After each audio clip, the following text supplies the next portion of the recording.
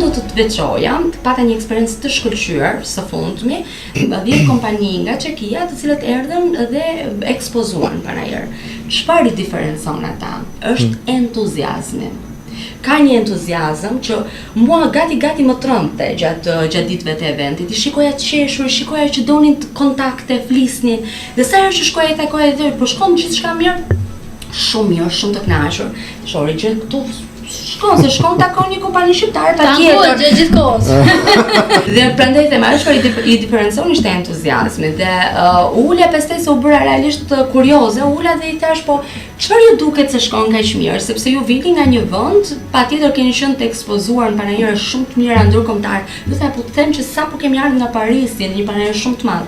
Problemi është që aty ishte një pikë në oqean dhe e vetmja gjë që kemi bërë, kemi shkëmbyer kartvizita, ndërsa këtu kemi bërë takime.